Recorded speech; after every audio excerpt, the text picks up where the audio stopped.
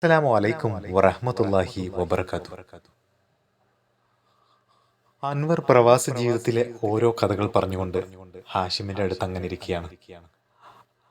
അൻവർ ഹാഷിമിനോട് പറഞ്ഞു, ഓ പ്രവാസികളുടെ കഥ കേട്ട് മടുത്തിട്ടുണ്ടാവില്ല എനിക്ക്. ഞാൻ വെറുതെ എൻ്റെ ഓരോ ഓരോ കാര്യങ്ങൾ പറഞ്ഞു എന്നുള്ളൂ. പക്ഷെ അതുപോലൊന്നല്ല. ഇപ്പൊ എല്ലാവരും നല്ല പൊസിഷനിലല്ലേ. ഇപ്പൊ ഹാഷിം തൽക്കാലം ഇവിടെ മക്കാലിൽ നിൽക്ക്. ഹാഷിമിന് നല്ല എഡ്യൂക്കേറ്റഡ് അല്ലേ, പിന്നെന്താ പേടിക്കാന്. നല്ല ജോലി എന്തായാലും കിട്ടും. അതുകൊണ്ട് യാതൊരു പേടിയും പേടിക്കണ്ട. പിന്നെ ഹാഷിമ് വന്നിട്ട് ഇപ്പോൾ ഒരു മാസമായി. അപ്പോൾ ഇന്ന് ഹാഷിമിന് സാലറി കിട്ടും. പിന്നെ നമ്മുടെ വലിയൊരുന്നാളൊക്കെ വരുന്നത്, വീട്ടിലേക്ക് പൈസ അയച്ചു കൊടുക്കണ്ടേ. ആദ്യത്തെ പോലെയല്ല. ഇപ്പൊ ഒരു ഹാഷിമിനെ കാത്തൊരു കുട്ടി അവിടെ ഉണ്ട്. അറിയാലല്ലേ. ഓ അതൊക്കെ ഓർമ്മ ഉണ്ട് അൻവർക്ക. ഇൻഷാ അല്ലാ ഒന്ന് വിളിക്കണം, വിളിച്ച് സംസാരിക്കണം. അല്ല, പക്ഷെ ആ കുട്ടിക്ക് സംസാരിക്കാൻ കഴിയോ? സംസാരിക്കാൻ കഴിയില്ല, എന്നാലും ഞാൻ പറയുന്നത് അങ്ങോട്ട് കേൾക്കുമല്ലോ. പിന്നെ അതുപോലെ തന്നെ ആളും എഡ്യൂക്കേറ്റഡ് ആണ്, അതുകൊണ്ട് മെസ്സേജ് ചെയ്യാനൊക്കെ ആൾക്ക് കഴിയും. ആ, വളരെ നല്ല കാര്യം. പിന്നെ ഒരാൾ പറഞ്ഞിട്ടുണ്ടായിരുന്നു, സംസാരിക്കാനുള്ള ആ ബുദ്ധിമുട്ടി മാറ്റി കിട്ടാനുള്ള ഒരു ട്രെൻഡ് എന്നൊക്കെ. ഞാൻ ഈ പ്രശ്നത്തിന്റെ ഇടയിൽ എനിക്ക് ഒന്ന് ഇതാക്കാൻ പറ്റും. അങ്ങനെ ഓരോന്ന് പറഞ്ഞുകൊണ്ടിരുന്ന ഹാഷിം സുഹറയെ കുറിച്ച് ആലോചിക്കുകയാണ്. ഇതേ സമയം അങ്ങ് നാട്ടിൽ സുഹറയും ഹാഷിമിനെ കുറിച്ച് അങ്ങനെ ആലോചിച്ചിരിക്കുകയാണ്. എൻ്റെ പഠിച്ചോനെ, എൻ്റെ ഇക്ക ഇപ്പോ എവിടെയാണാവോ? ഭക്ഷണം കഴിച്ചാവോ? ഇക്കക്ക് യാതൊരു പ്രശ്നം ഉണ്ടാവില്ലേ? എത്രയും പെട്ടെന്ന് നല്ലൊരു ജോലി അള്ളാഹുവെ നീ ശരിയായി കൊടുക്കണേ. സംസാരശേഷിയില്ലാത്ത സുഹറ അങ്ങനെ മനസ്സിൽ പ്രാർത്ഥിച്ചു. ഇക്ക അന്ന് എന്നോട് പറഞ്ഞിട്ടുണ്ടായിരുന്നു, അവിടെ ഒരു ഡോക്ടർ ഉണ്ട്, ആ ഡോക്ടറെ അടുത്ത് പോയാൽ എനിക്ക് സംസാരശേഷി തിരിച്ചു കിട്ടും. അള്ളാഹുവെ, എനിക്ക് സംസാരശേഷിയും കൂടി കിട്ടിക്കഴിഞ്ഞാൽ പിന്നെ ഞാൻ വളരെയധികം സന്തോഷമാവും. അങ്ങനെ ഓരോന്ന് ആലോചിച്ചുകൊണ്ട് സുഹറയും ഹാഷിമിനെ ഓർത്തോർത്ത് അങ്ങനെ കിടന്നു. കിനാവിൽ മിന്നും രാജകുമാര മജുനുവിനെ പോലഴകുള്ളവനെ, പ്രിയനേ എൻ പ്രിയനേ എൻ പ്രിയ സഖി ഞാനല്ലേ, കരളിൻ്റെ കരളായുള്ളൊരു പെണ്ണോ ഞാനല്ലേ, ഈ ഹൃദയം നിനക്കല്ലേ, ഈ ജീവൻ നിനക്കല്ലേ, മെഹറിൻ പൊൻതാലി ചാർത്താൻ എന്നു വരും പൊന്നേ, പാനിലാ പുഞ്ചിരി തൂകിയോളല്ലേ. അങ്ങനെ നമ്മുടെ ഹാഷിമും സുഹറയും മനസ്സുകൊണ്ട് പരസ്പരം സംസാരിച്ചു എന്ന് വേണമെങ്കിൽ നമുക്ക് പറയാം. രാവിലെ ആയപ്പോൾ സുഹറയെ ഉമ്മ വിളിക്കുകയാണ്. സുഹറ, ആ മോളെവിടെ? ആ ഉമ്മ. എന്താ വിളിക്കുന്നു, ഉമ്മാന്നോ? അപ്പോഴാണ് ഉമ്മാക്ക് മനസ്സിലായത് അത് സുഹറയല്ല, അത് ഹർഷിയാണ് വിളിക്കേട്ടതെന്ന്. ഉമ്മ പെട്ടെന്ന് വിചാരിച്ചു സുഹറയാണെന്ന്. കാരണം സുഹറക്ക് സംസാരശേഷി കിട്ടിയിട്ടില്ലല്ലോ. ഏതായാലും വിളിക്കുന്നത് കേട്ട് സുഹറ ഉമ്മാന്റെ അടുത്തേക്ക് വന്നു. സുഹറ വരുന്നത് തന്നെ ഒരു ഗ്ലാസ് ചായയുമായാണ്. ചായയുമായി സുഹറ വരുന്നത് കണ്ടപ്പോൾ ഉമ്മാക്ക് ഒരുപാട് സന്തോഷമായി. ആ, എൻ്റെ കുട്ടി വന്നോ? അല്ല, മോള് ചായ കുടിച്ചോ? അവൾ ചായ കുടിച്ചെന്ന് ആംഗ്യം കാണിച്ചു. നല്ല ഭക്ഷണമൊക്കെ കഴിക്കണം കേട്ടോ. മോളെ വീട് പോലെ തന്നെയാണ്. എന്ത് പ്രശ്നം ഉണ്ടെങ്കിലും അറിയിക്കാൻ മറക്കരുത്. എന്നോടോ അല്ലെങ്കിൽ ഹർഷിമോളോടോ ഒക്കെ എങ്ങനെയെങ്കിലും അറിയിക്കണം കേട്ടോ. ഇത് മോളുടെ വീട് തന്നെയാണ്. മോൾ സങ്കടമൊന്നും പെടണ്ട. ഇൻഷാ അല്ലാ നമ്മളെ ഹാഷിം മോനെ വേഗം നല്ല ജോലി ശരിയാവട്ടെ. അതെ. സുഹറ ഉമ്മയുടെ അടുത്ത് ബെഡിലിരിക്കുകയാണ്. ഉമ്മ ഹാഷിമിനെ കുറിച്ചുള്ള ഓരോ കാര്യങ്ങൾ സെഹ്റയോട് പറയാണ്. എൻ്റെ കുട്ടി ചെറുപ്പത്തിൽ മദ്രസയിലൊക്കെ പഠിക്കാനൊക്കെ നല്ല ഉഷാറായിരുന്നു. സ്കൂളിലൊക്കെ നല്ല മാർക്കായിരുന്നു അവന്. പിന്നെ എല്ലാ സ്ഥലങ്ങളിലും അവനായിരുന്നു ഫസ്റ്റ്. എവിടെയും അവന് ജീവിതത്തിൽ ഒരു തോൽവി നേരിടേണ്ടി വന്നിട്ടില്ല. പക്ഷേ ഇപ്പോൾ എന്താണെന്നറിയില്ല, എൻ്റെ കുട്ടിക്ക് ഓരോ പ്രശ്നങ്ങളും ഇങ്ങനെ വന്നുകൊണ്ടിരിക്കുകയാണ്. ഇൻഷാ അല്ലാഹ് അതൊക്കെ ശരിയാവും അല്ലേ മോളെ? സുഹറയോട് ഓരോ കാര്യങ്ങൾ ഇങ്ങനെ പറയുമ്പോൾ സുഹറ അങ്ങനെ ചിരിച്ച് അങ്ങനെ തലയാട്ടിക്കൊണ്ടേയിരുന്നു. അങ്ങനെ സുഹറ ഇരിക്കുമ്പോൾ സുഹറയുടെ മനസ്സിൽ ആഗ്രഹം വരികയാണ്. അല്ലാഹുവേ, നാഥ, എൻ്റെ ഇക്കയെ ഒന്ന് കാണാൻ സാധിച്ചിരുന്നെങ്കിൽ ഒന്ന് കണ്ടാൽ മതി. എനിക്കൊന്നും എന്നോടും ഒന്നും പറയണ്ട. ഒന്ന് എങ്ങനെയെങ്കിലും ഒന്ന് കാണാൻ സാധിച്ചാൽ എനിക്ക് ഒരുപാട് എൻ്റെ ഇക്കയെ ഒരുപാട് മിസ് ചെയ്യുന്നുണ്ട്. കാണാൻ സാധിച്ചിരുന്നെങ്കിൽ എന്നങ്ങനെ മനസ്സിൽ വിചാരിക്കുകയാണ്. അങ്ങനെ ഇരിക്കുകയാണ് ഹാഷിമിൻ്റെ സുഹൃത്ത് നാട്ടിലേക്ക് വരുന്നത്. അങ്ങനെ ഹാഷിം കുറച്ച് സാധനങ്ങളും നിഡോ പാൽപ്പൊടി, അതുപോലെ തന്നെ നട്ട്സ്, പിസ്ത, അങ്ങനെ തുടങ്ങിയ ഏതാനും ചില ഐറ്റങ്ങളും കൂടി നാട്ടിലേക്ക് അയക്കുകയാണ്. അങ്ങനെ കൂട്ടത്തിൽ 2 കത്തുകളും, ഒരു കത്ത് ഉമ്മാക്കും ഒരു കത്ത് സെഹ്റക്കും. അങ്ങനെ നമ്മുടെ സെഹ്റ ആ കത്ത് വായിക്കുകയാണ്. അക്കരെയുള്ളൊരു മാരനയച്ചോരത്തർ പൂശിയ കത്തിലെ ചക്കര മുത്തങ്ങൾ കൊണ്ടുള്ളം തൂടിച്ചേ, മുല്ലപ്പൂമാല കൊരുത്തത് പോലവനെഴുതിയ കത്തിനകത്ത് സല്ലാപം കണ്ടിട്ടവളും കോരിത്തരിച്ചേ, ബിസ്മിലാരംഭിച്ചൊരു കത്ത് വിസ്തരിച്ചെഴുതി സലാമൂരത്തെ,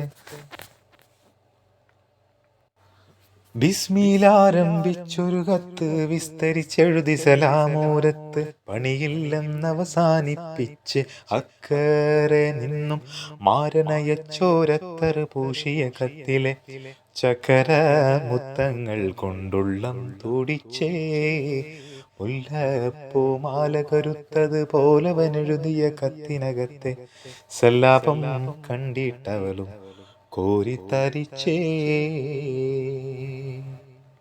ഹാഷിമിന്റെ കത്ത് കിട്ടിയ സുഹറ വളരെയധികം സന്തോഷവതിയായി ഇങ്ങനെ കാണപ്പെട്ടു. സുഹറ മനസ്സിൽ പ്രാർത്ഥിക്കുകയാണ്, അല്ലാഹുവേ, എങ്ങനെയെങ്കിലും എൻ്റെ ഇക്കാൻ്റെ അടുത്തേക്ക് എനിക്കൊന്ന് എത്താൻ സാധിച്ചെന്നെങ്കിൽ ഈ മിണ്ടാപ്രാണിക്ക് അതിനൊരു അവസരം നൽകണേ. ആ നാട് ഞാൻ ഇതുവരെ കണ്ടിട്ടില്ല. എങ്ങനെയെങ്കിലും ഒന്ന് കാണാൻ ഒരാഗ്രഹം, എങ്ങനെയെങ്കിലും അവിടെ എത്തിക്കണേ. എൻ്റെ ഇക്കാൻ്റെ കൂടെ എനിക്കും അവിടെ എത്താൻ വല്ലാത്ത മോഹം മനസ്സിന്. അതേസമയം അങ്ങ് ദുബായിൽ ഹാഷിമിൻ്റെ നല്ല നാളുകൾ വീണ്ടും വരികയാണ്. നമ്മുടെ ഹാഷിമിൻ്റെ സുഹൃത്തായിരുന്ന ഷംസു എന്തോ ഒരു രോഗം ബാധിച്ചുകൊണ്ട് ഹോസ്പിറ്റലിൽ അഡ്മിറ്റ് ആയിരുന്നു. അങ്ങനെ ഷംസു ദുബായിലേക്ക് തിരിച്ചു വരികയാണ്. ഹാഷിമിനെ തേടി പിടിച്ചുകൊണ്ട് ഷംസു വരുന്നു. ഹാഷിമേ, ഈ എന്നോട് ക്ഷമിക്കണം.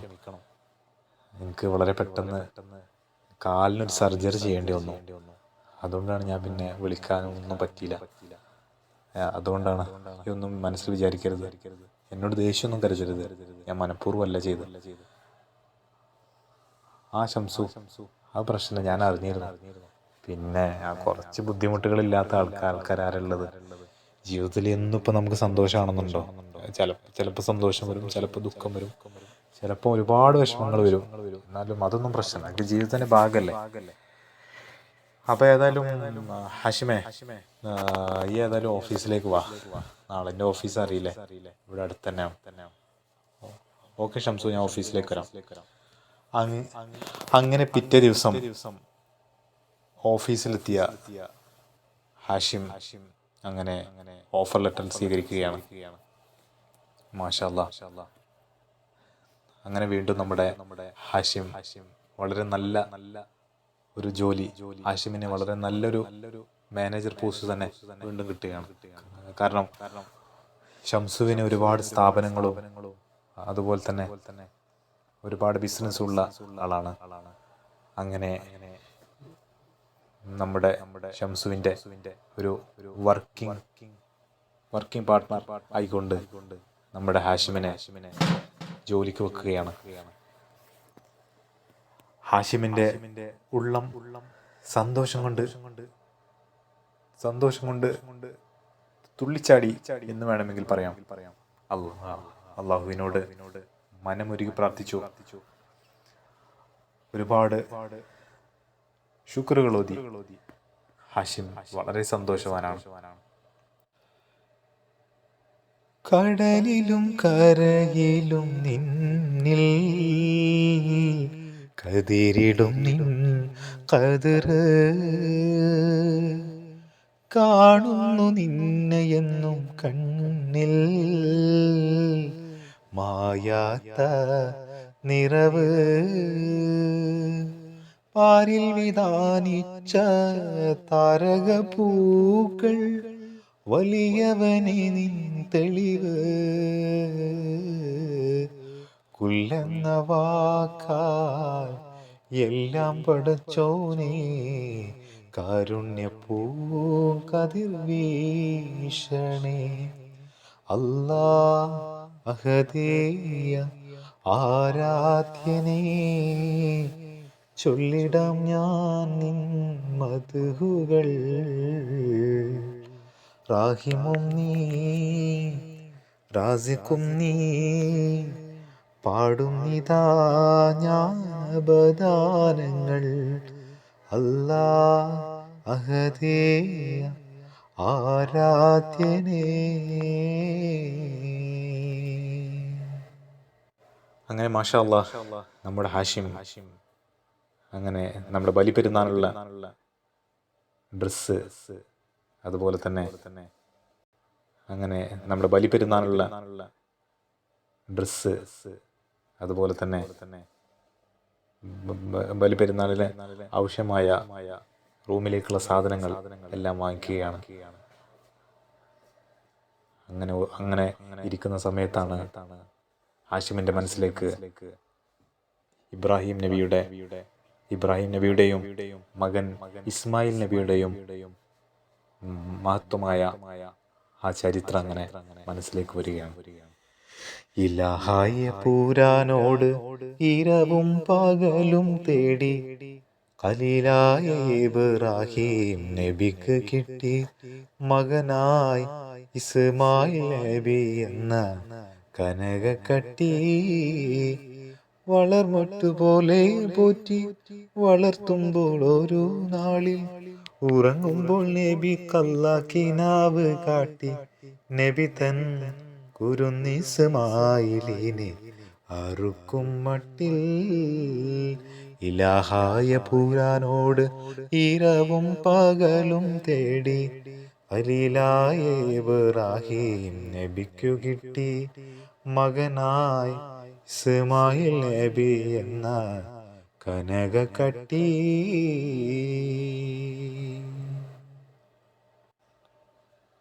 മാഷാ അല്ലാ, നാളെ അറഫയുടെ ദിവസമാണ്. അപ്പോൾ നാട്ടിലൊക്കെ ആണെങ്കിൽ ഇപ്പോൾ അങ്ങനെ പോത്തിനറക്കലും അങ്ങനെ എല്ലാവർക്കും ഇറച്ചി കൊടുക്കലും അതിൻ്റെയൊക്കെ ഭയങ്കര തിരക്കായിരിക്കും. ഏതായാലും അൽഹംദുലില്ലാ ഇപ്പോൾ ഇവിടെ ആണെങ്കിലും ഒരു ജോലി വീണ്ടും കിട്ടിയിട്ടുണ്ട്. ഇനി എൻ്റെ സുഹറയെ ഇങ്ങോട്ട് കൊണ്ടുവരണം. ഏതായാലും ഒരു മിണ്ടാപ്രാണിയല്ലേ. പിന്നെ അതുപോലെ തന്നെ ഇവിടെ ഒരു സംസാരത്തിന് ബുദ്ധിമുട്ടുള്ളവർക്ക് ഒരു ട്രീറ്റ്മെൻ്റ് ഉണ്ട്. ആ ഒരു ട്രീറ്റ്മെൻറ്റ് വളരെ വിജയകരമാണെന്നാണ് എല്ലാവരും പറയുന്നത്. അത് നമുക്കൊന്ന് ശ്രമിച്ചു നോക്കാം.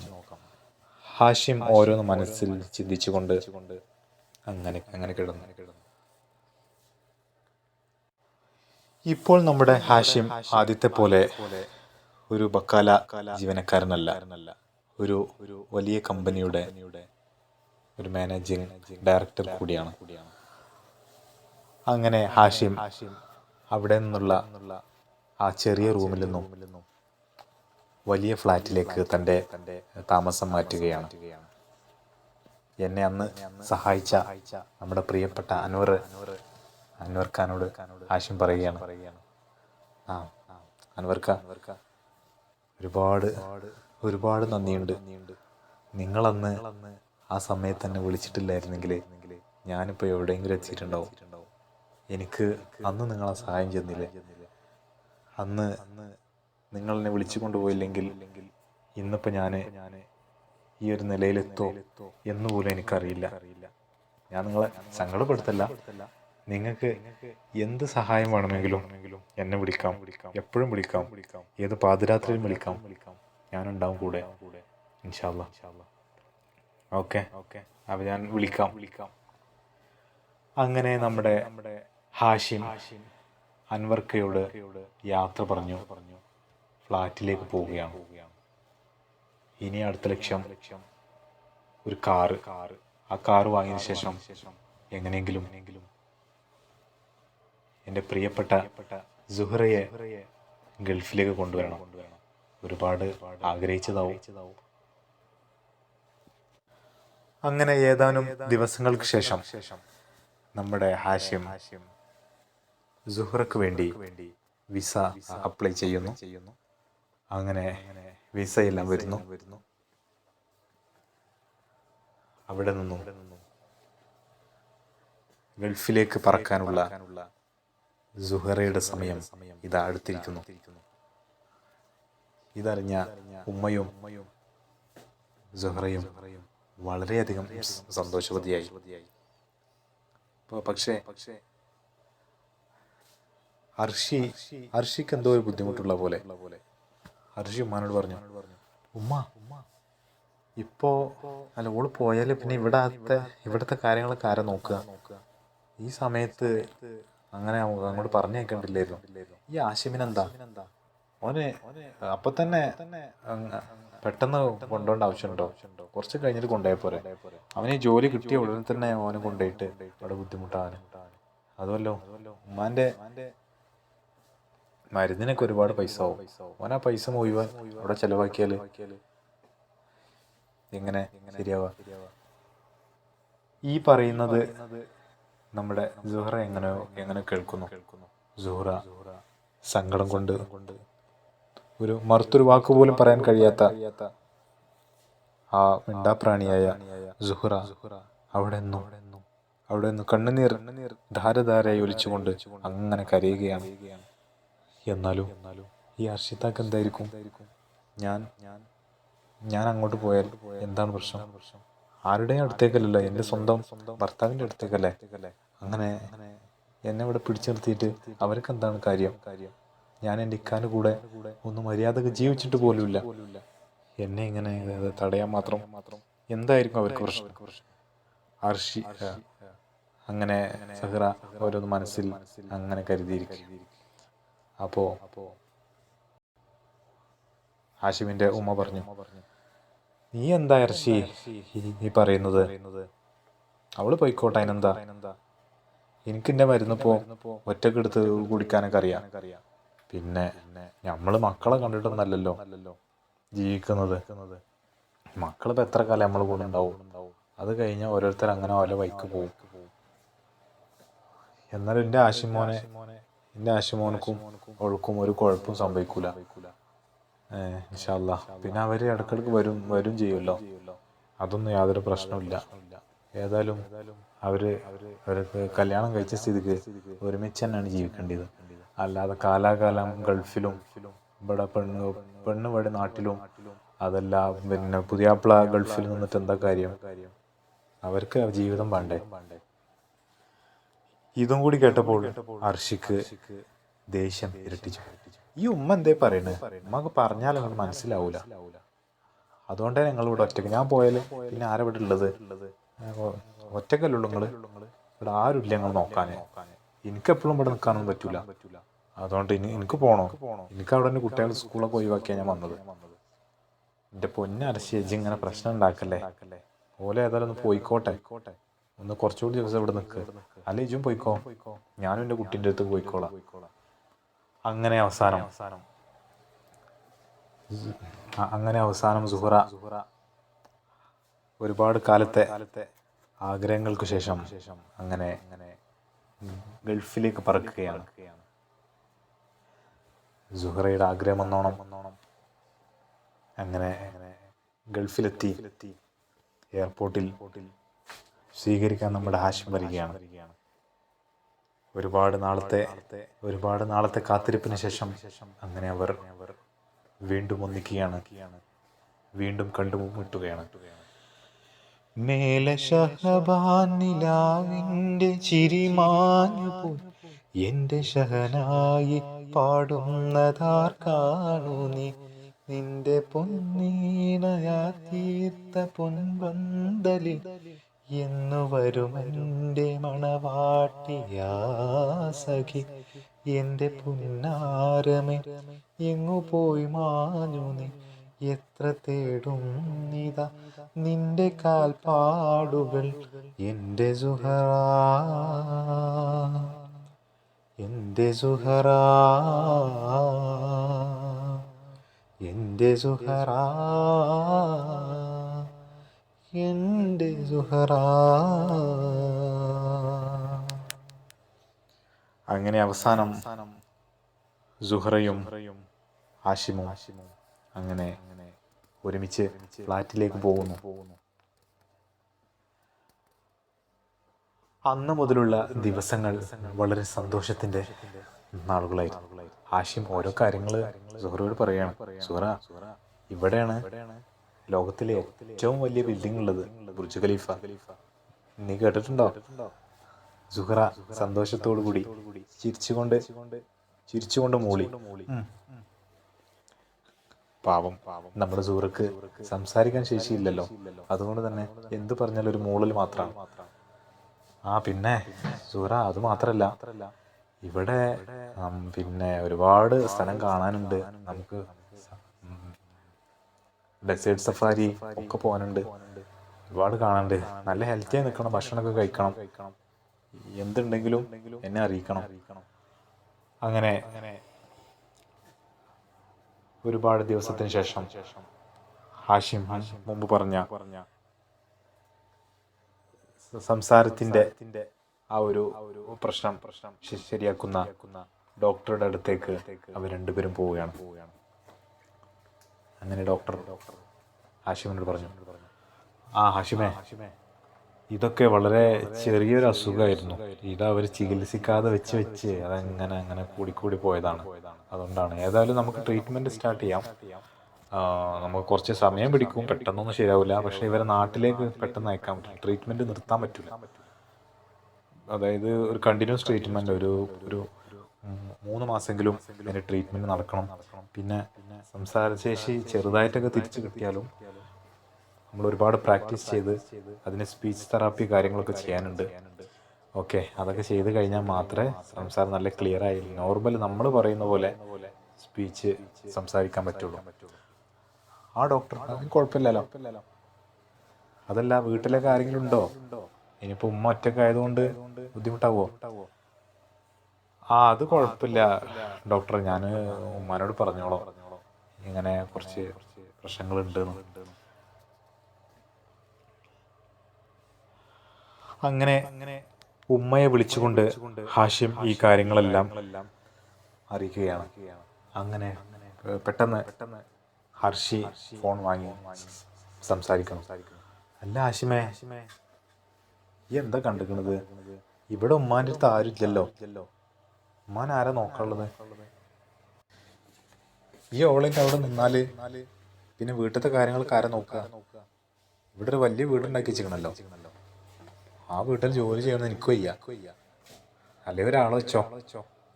അത് മാത്രമല്ല, ഇവിടെ ഉമ്മാക്ക് മരുന്നെടുത്ത് കൊടുക്കണം, അങ്ങനെ ഓരോ കാര്യങ്ങളില്ലേ. ഈ അങ്ങനെ വെച്ച് കഴിഞ്ഞാൽ അതെന്താ അവസ്ഥ?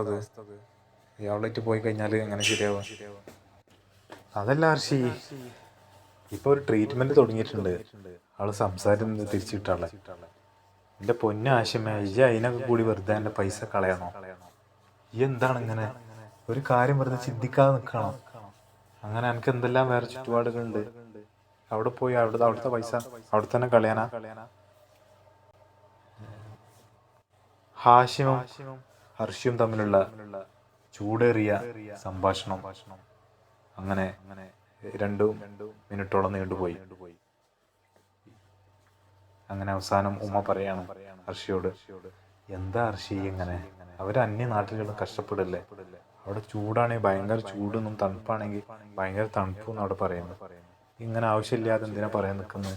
ഈ ഒരു കാര്യം ബുദ്ധിമുട്ടാണ്, അങ്ങോട്ട് പോയിക്കോ, എൻ്റെ കുട്ടികളുടെ അടുത്ത് പോയി പോയിക്കോ. ഇവിടെ എനിക്ക് ഒറ്റയ്ക്ക് നിൽക്കാൻ അറിയാം. എനിക്ക് എന്താ സംഭവിക്കുകയാണെങ്കിലല്ലേ അതാ സമയത്താണ് സംഭവിക്കും. നീ പേടിക്കണം. അങ്ങനെ പേടിച്ച് ജീവിക്കാൻ കഴിയൂല. ഇങ്ങനെ ആവശ്യമില്ലാതെ പ്രശ്നങ്ങൾ ഉണ്ടാക്കി. നിങ്ങൾ സഹോദരങ്ങളല്ലേ, സഹോദരങ്ങൾ അങ്ങനെ അങ്ങോട്ടും പ്രശ്നം ഉണ്ടാക്കാൻ പാടുണ്ടോ? ഹാഷിമിൻ്റെ ഭാഗം നോക്കുമ്പോൾ ഹാഷിമിൻ്റെ ഭാഗം ശരിയാണ്. ഹർഷി പറയുന്നത് അതങ്ങനെയും ശരി. അങ്ങനെ ഡോക്ടർ അങ്ങനെ ട്രീറ്റ്മെൻറ്റ് തുടങ്ങി. അങ്ങനെ പതുക്കെ നമ്മുടെ സുഹറ സംസാരിക്കാനുള്ള ശേഷി സുഹറക്ക് അങ്ങനെ തിരിച്ചു കിട്ടുകയാണ്. അങ്ങനെ അവൾ പതുക്കെ വിളിക്കാൻ തുടങ്ങി. ഇക്ക. സംസാരം അങ്ങനെ ക്ലിയർ അല്ലെങ്കിലും ആ ഒരു വിളി കേട്ടപ്പോൾ ഹാഷിമിൻ്റെ മനസ്സ് വല്ലാതെ സന്തോഷമായി. ഒരു 4 മാസത്തെ ചികിത്സയ്ക്ക് ശേഷമാണ് അങ്ങനെ പതുക്കെ സംസാരശേഷി സുഹറക്ക് അങ്ങനെ തിരിച്ചു കിട്ടുന്നത്. അങ്ങനെ ജീവിതം വളരെ സന്തോഷത്തോടു കൂടി മുന്നോട്ടു പോകുന്ന സമയത്താണ് പെട്ടെന്ന് അത് സംഭവിച്ചത്. എന്തായിരിക്കും? ഇൻഷാ അല്ലാഹ് വീണ്ടും അടുത്ത ഭാഗത്തിൽ കാണുന്നവരെ എല്ലാവർക്കും അസ്സലാമു അലൈക്കും വറഹ്മത്തുള്ളാഹി വബറകാതുഹു. നിങ്ങളുടെ എല്ലാവരുടെയും സപ്പോർട്ട് വേണം. എല്ലാവരും ഷെയർ ചെയ്യണം, സബ്സ്ക്രൈബ് ചെയ്യണം. നമ്മുടെ കുടുംബക്കാരിലേക്കും നമ്മുടെ ഫ്രണ്ട്സിലേക്കും എല്ലാം എത്തിക്കണം. ഓക്കെ, വീണ്ടും കാണാം ഇൻഷാ അല്ലാഹ്. അസ്സലാമു അലൈക്കും വറഹ്മത്തുള്ളാഹി വബറകാതുഹു.